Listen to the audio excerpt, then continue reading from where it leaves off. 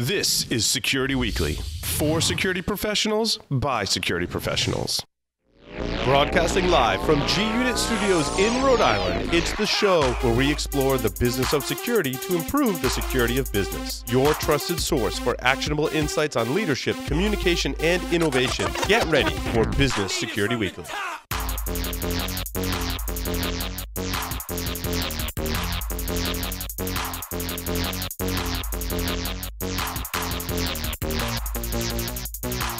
Brought to you by today's determined attackers easily bypass even the most advanced network defenses. Trying to ramp up staff to detect their backdoors can cost thousands of dollars and take months, even years. With Active Countermeasures AI Hunter, we enable junior analysts to detect even the most advanced backdoors in a matter of hours. Sign up for a demo and purchase our product today by visiting activecountermeasures.com/BSW. Active Countermeasures. Make every analyst a hunter.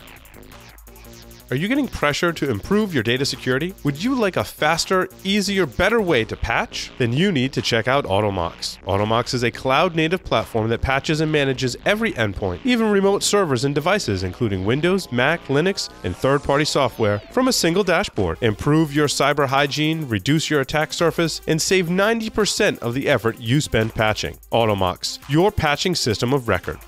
Do you have a website, an external presence, employees, an office? Any of these things can be compromised and attacked. How are you defending your assets? Have you penetration tested your public assets? Start 2018 by taking a proactive approach to securing your vulnerable areas. Black Hills Information Security has been helping companies find their weaknesses since 2008. Email consulting@blackhillsinfosec.com and see how they can help you sleep better at night. Hi everyone, this is Paul Asadorian for Business Security Weekly. Very excited about our interview for today. Here with me is a fellow co-host, Mr. Matt Alderman. Matt, welcome. Thank you. Always a pleasure. Matt is on the lines via Skype. I have to say that, otherwise we could potentially get a nasty letter from Microsoft. He's on the lines via Skype from Colorado. Here with me in studio is our featured guest from RackTop Systems, Eric Bednash. Did I say that right? Yes, you did. Is the founder and co-founder and CEO. Eric, welcome. Thanks, Paul. Thanks for having me. It's nice to have you. And I wanted to get started, Eric, and really just kind of dig into a little bit about you and your background, and then eventually how you came to found RackTop Systems. Sure. Well, I've been in the IT world for a while, and sort of started in the commercial space, and found my way into the government intelligence community sector, and spent a big chunk of my career in that world. And about 2010, co-founded RackTop with my partner Jonathan, and this has kind of led us to where we are today. And so, what was the driving force behind founding RackTop? Like, usually founders are like, I had this problem, or I had this group of people I was working with, and they all had this problem. I want to hear the story behind it. Yeah, so being on the customer side of things, right? So if you kind of look at, the majority of my career prior to RackTop, it's, using a lot of technology and putting a lot of systems together and pieces and parts and software, right? So you end up sort of putting all these puzzle pieces together to solve a problem, right? That's ultimately what you're using the technology for. And sort of the driving force behind RackTop was, how to make that easier, right? Because what we were seeing, especially in the government space, is that it took a lot of people to sort of make these big programs work, and sort of the driving force, which sort of compelled us to create RackTop was really around, building technology products to be able to solve these problems a lot easier, right? Make it simple, require less, skills and talent, and sort of do all the hard stuff in software. And that was kind of the original concept behind it. And then, we sort of walked it down a path and ended to where we are today, which is, really data security and sitting at the core of the data center. But that was the big picture when we started things. There's a great line from the movie Sneakers where the character says it's all about the information. Yeah. And I feel like that really kind of, and we talk about that today in our shows about how we sometimes lose sight of that. Yeah. And we put all of these other projects, in place, when really it's about protecting the data that you have. And that's really what the movie is referencing. I think it's a powerful statement. And I feel like RackTop Systems, you really focus on protecting the data, which is not necessarily as common today as a focus for security companies. Yeah, so we kind of view it as you have to protect data where it lives, right? And if you kind of look at the security industry, on the whole, there's a lot of time and effort that's being put into the perimeter or the endpoint, or sort of sitting in an observer type of role, right? A lot of these outward-facing in products, and they all have their place, but our focus is really where that data is sitting. So if you kind of have all these protections out here, but nothing really that's protecting the data where it lives, and we don't have a complete puzzle, right? And so what we're doing is completing that puzzle or this security ecosystem, as we call it, within the enterprise, and being able to solve that issue by putting advanced security protections and compliance controls right around the data itself, right within the data storage system. That's awesome. Matt, do you have questions? I want to make sure you're engaged as well. Yeah, a couple things. I mean, I agree with you, right? If we just protected the data, most of the other controls that we've spent a lot of time and money on probably aren't needed. So I always boil it down to three: users, applications, and data, right? Data being the ultimate. And so I guess it's not just where data lives today, which I think is where RackTop's focus, but I think ultimately, if we could protect data regardless of where it lives, I think it would be really interesting, because then even if it were in the wrong hands, but it were protected, then maybe it doesn't matter about all this other controls. I'd love to understand, is that a problem that's solvable based on what you guys are doing on RackTop side? Yeah, so that's sort of, it's kind of an interesting dilemma, right? So we sort of think of things within the enterprise context and the confines of the enterprise, and so there are once data kind of gets out of that zone, right? Now it gets really tricky to sort of control it, and I think that problem starts to pull in DRM and whether using different encryption techniques and sort of to sort of deal with those data sets outside. And so right now where we're focused today is really at the data center level and really addressing protecting the data and then being able to prove that it's protected at some level, right? So there's a reporting aspect of things, right? So it's like, hey, my data is encrypted. It's encrypted at, 2 different layers, and, but then you have to prove it on a continuous basis. You have to be able to assess your risk before or after, a breach or an exposure. And then you have to be able to control access to that data as well, right? So we kind of look at those three things being layered on top of each other to address the data problem. And so right now, we're really focused on within the enterprise or within the hybrid cloud, but within the context of that, the enterprise itself. So, I think that it's a hard problem to solve, right? If you start to deal with, data outside of the confines of the enterprise, or once it gets sort of spread about, into the ether. So. And Eric, what's the deployment look like? Is it software? Is it hardware? Is it on-premise? Or is it in the cloud? Or Eric, you know the answer somewhat to this, right? It's a combination of things. So if someone's listening going, that sounds great, I need to get a hold of my data, like, what does that look like? Help paint the picture for me. Yeah, so it's traditional deployment is in the data center today, right? So and it's because, our customers are, we're filling the void of of what a data storage system would typically, fill or provide, right? So we're providing that service, and that's kind of like the utility capability, right? So we're in the data center there, but then we are embedding in or adding on top advanced security and compliance, so that we could actually address data security issues, in that world itself. So customers buy that type of product today and stick it in their data center. That's the majority. Of customers. That's how they consume it. But so I would buy the hardware from you, and your hardware is a storage or a SAN, essentially. Turnkey, exactly, right? You can think about it like a network attached storage device. Yeah. A couple petabytes, turnkey, easy, right? But We also have the ability to run in software only, so we can take advantage of the cloud, and then also work in a hybrid mode, right? So you can kind of have your on-prem and your off-prem and work between. So for us, it's really about the buying behaviors and how the enterprise is structured. I think a lot of times people try and sort of fit you down a box, and it depends on whether you're on the customer side or other. I don't think there's any one right answer, one solution, right? Sometimes you need a piece of software, and sometimes you need a piece of hardware, but the problem remains consistent. And I think that it's ultimately the customer that's going to drive that based on their business, and we're set up to support both. One of the problems that I see in the industry, and Matt, I don't know if you and I have had this conversation yet, is that kind of over time, software as a service has greatly evolved, where an end user, if they're trying to solve a problem, I need to share this file with someone else.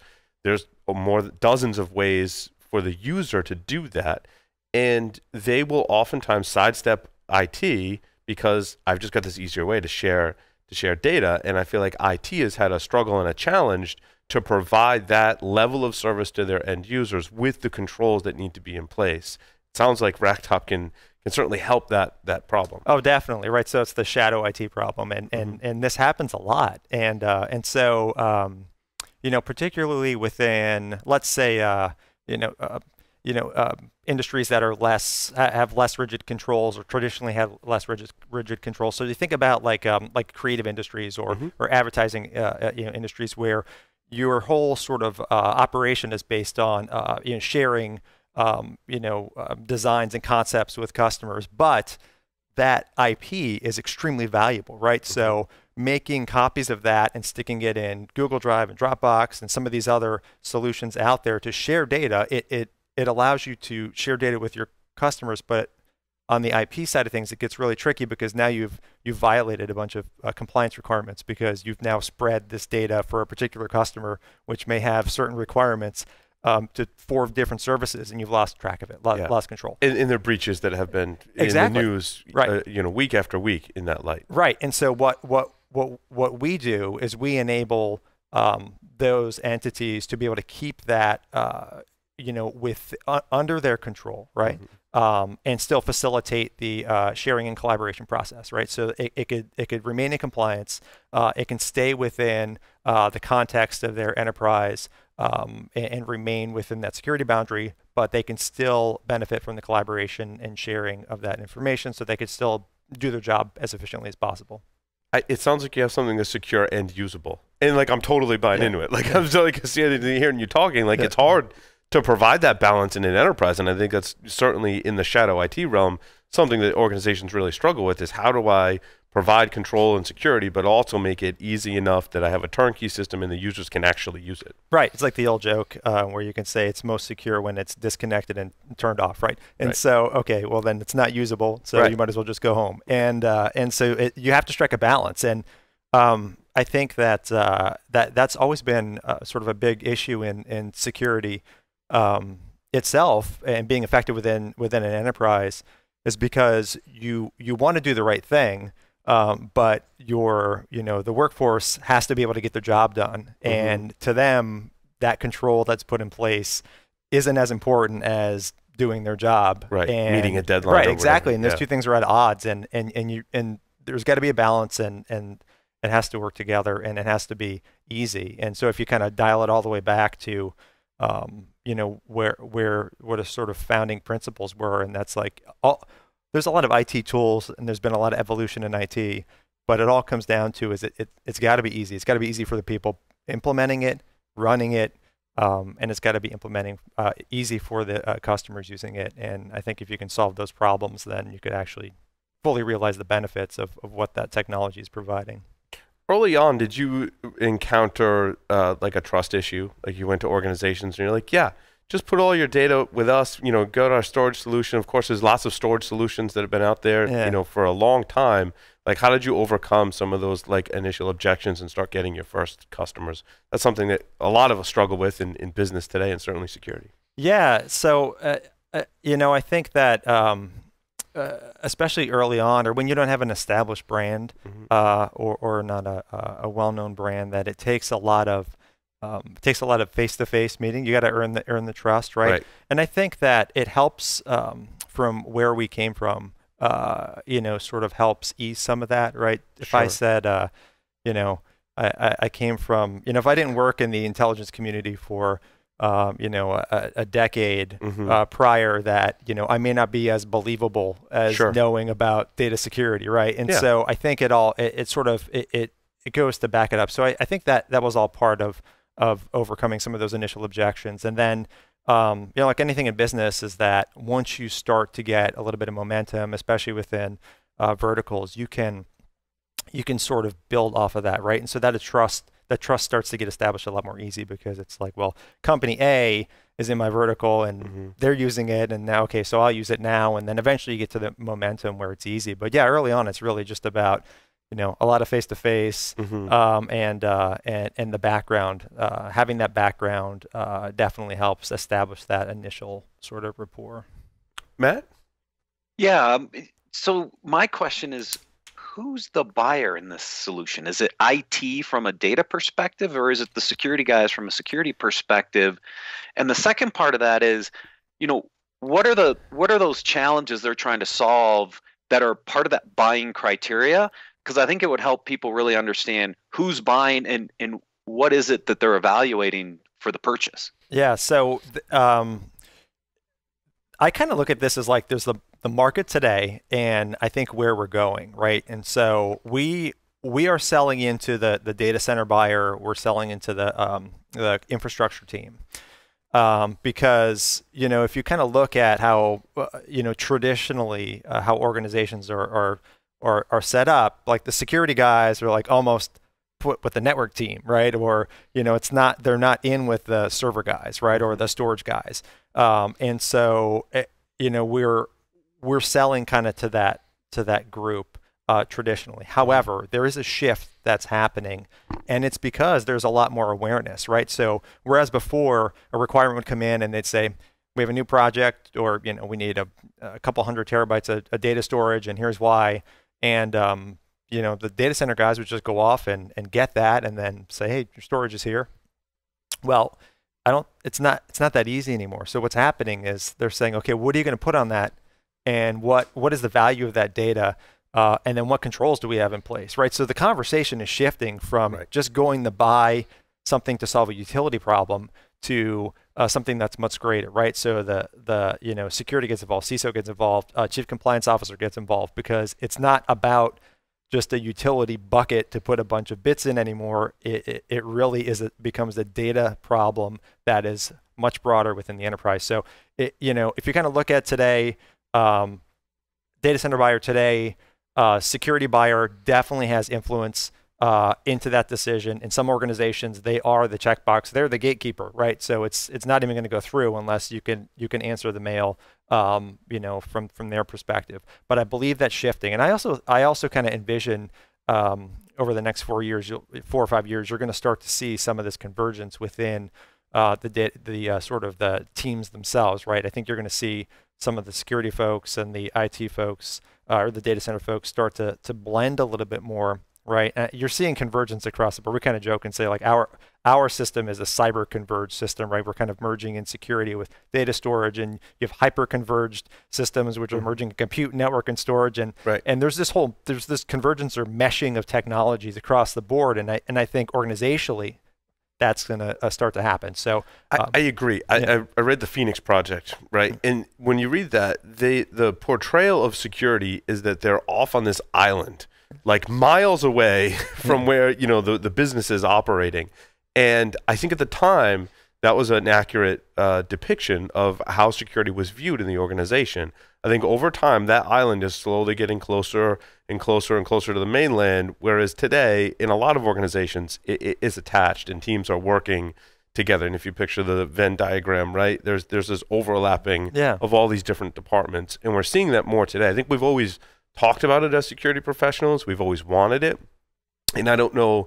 There are several drivers that have taken us to this point, right? Certainly, I think a lot of large data breaches have certainly gotten there. Oh, yeah. I think technology has certainly driven us there as well. The fact we've already talked about having storage on premise, in the cloud, software as a service, that all of these are factors today that I think force the collaborative nature of where security has to play in the organization. Yeah, absolutely. So to the second part of that now. So we see this convergence, right? Yeah.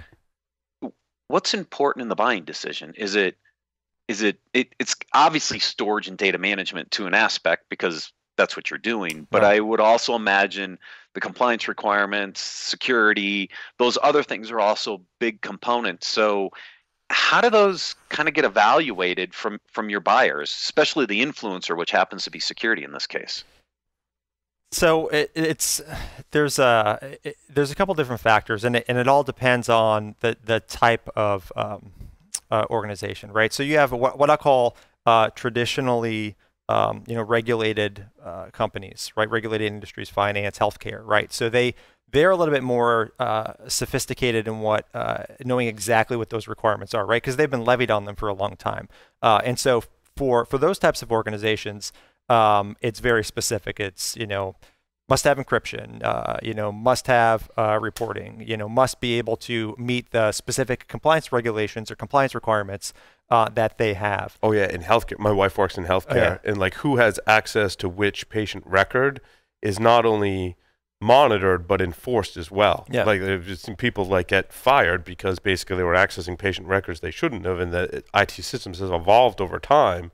Even in the past 10 years, right, to say, no, that's bad. You can't just go access anyone's patient record, and tracking and monitoring that is difficult. Exactly. Well, that's kind of a good segue into sort of what I'll call like non-traditionally regulated industries, where it's even from the it's like, okay, well, if we kind of say that, moving forward, encryption's kind of like table stakes, like just everybody's going to have it. That's kind of like the basis of the system.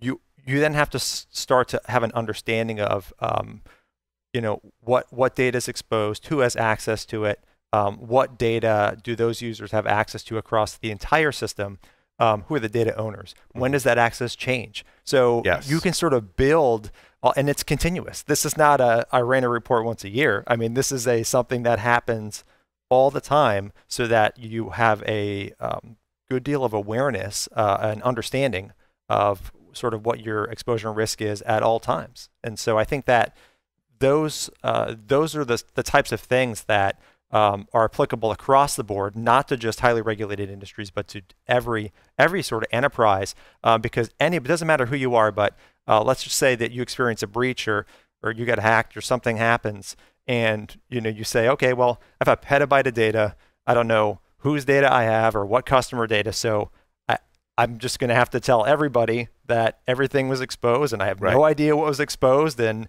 and I don't even want to know what's going to happen after that from a legal perspective. But if you can say that, well, I knew yesterday that this is the specific data that was here, and this is what was compromised, and this is who had access to it. You can start to sort of define that scope and make it much smaller, which ultimately could translate into less liability. And if anything were to happen, you can at least define it. So that's much more broad across all industries, that sort of benefit and value that could bring. Which means GDPR is a fun little driver for you these days, now that it's fully in effect. That's right.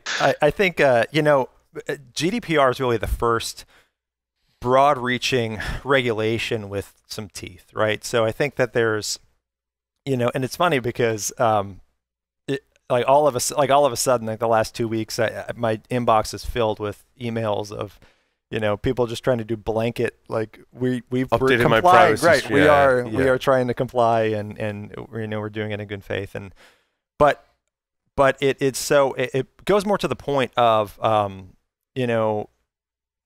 regulation and compliance is not just for specific industries anymore. It's for everybody. Mm-hmm. And GDPR, I think, is really the first broad-reaching regulation that kind of says, look, it's not just finance and healthcare anymore. It's anybody who has EU citizen data, and I think you're going to start to see that work its way into other regulations here in the U.S. and across the board. It's just a preview of what's to come, I think. Yeah, and I think the next wave is going to come when that regulation has its teeth and it sinks into someone and actually assesses some fines. Yeah. That's going to scare a lot of people, I think, into potentially doing more, or if they're doing nothing, doing something today. Right.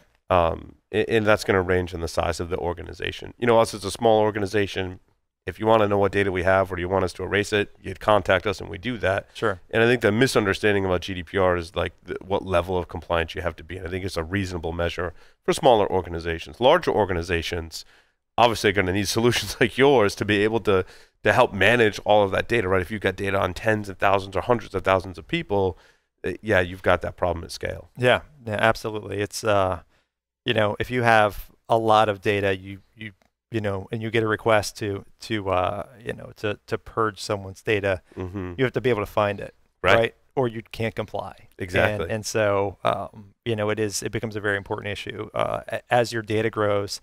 You know, sort of the risks associated with that grow as well. Yeah. In terms of customer testimonials, like what in your mind is your strongest customer testimonial?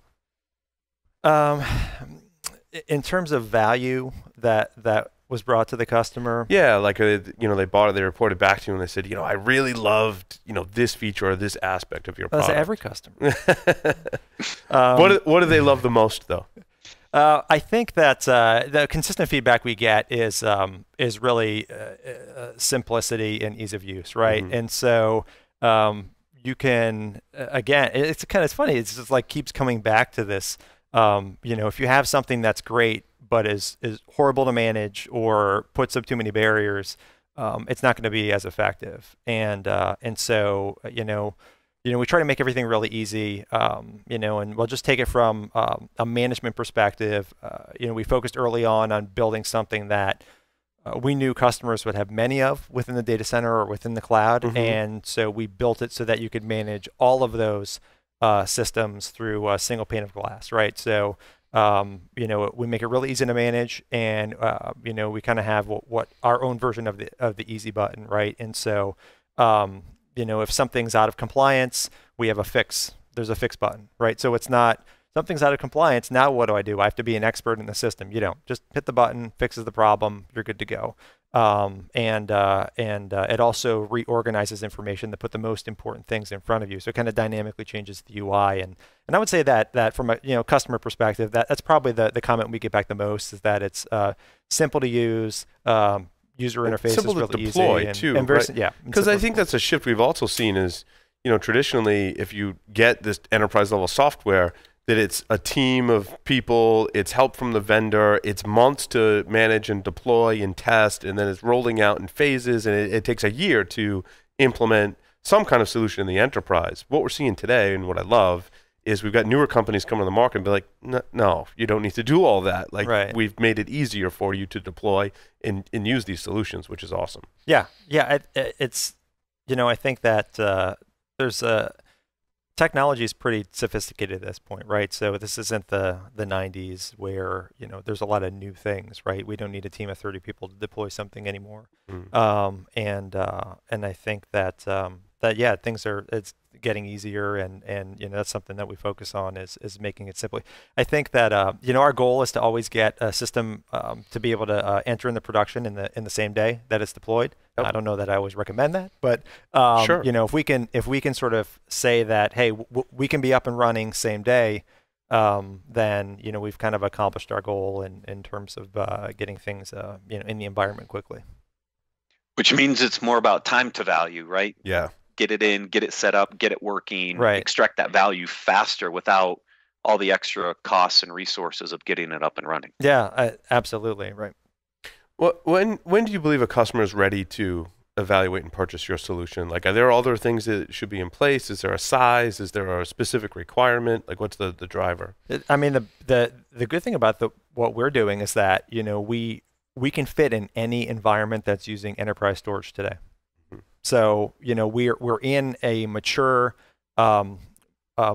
technology, you know, component of the data center, right? So people have had network attached storage since the 90s, right? Mm-hmm. So it's very mature. So we can drop into any one of those environments. And we always like to say, you know, we're for security conscious enterprises. So I don't know any enterprise today that's not security conscious. Not security Right? conscious. Yeah. I don't really care about security.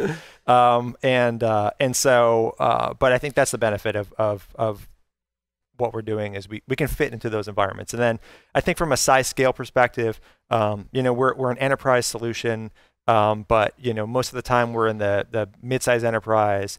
We're probably a little bit too much for a small shop, but we could fit into a medium-sized organization very well, all the way up to larger enterprise, governments and things of that nature.